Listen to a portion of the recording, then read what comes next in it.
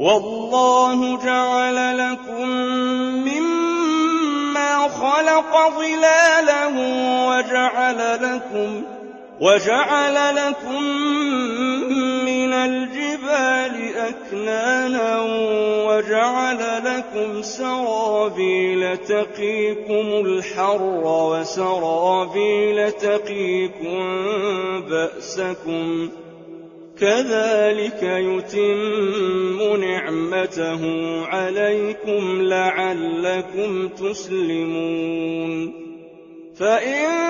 تولوا فإنما عليك البلاغ المبين يعرفون نعمة الله ثم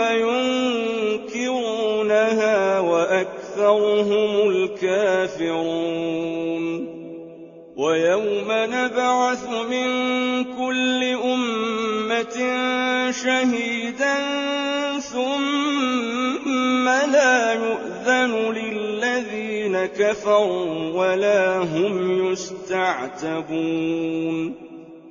وإذا رأى الذين ظلموا العذاب فلا يخفف عنهم ولا هم ينظرون وإذا رأى الذين أشركوا شركاءهم قالوا ربنا هؤلاء شركاؤنا الذين كنا ندعو من دونك فألقوا إليهم القول إنكم لكاذبون وألقوا إلى الله يومئذ السلم وضل عنهم ما كانوا يفترون الذين كفروا وصدوا عن سبيل الله زدناهم عذابا فوق العذاب بما كانوا يفسدون ويوم نبعث في كل أمة شهيدا عليهم من أنفسهم وجئنا بك شهيدا على هؤلاء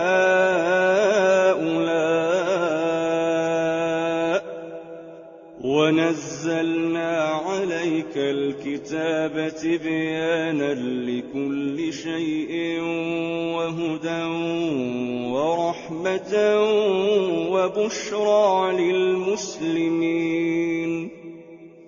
إن الله يأمر بالعدل والإحسان وإيتاء ذي القربى وينهى عن الفحشاء والمنكر والبغي يعظكم لعلكم تذكرون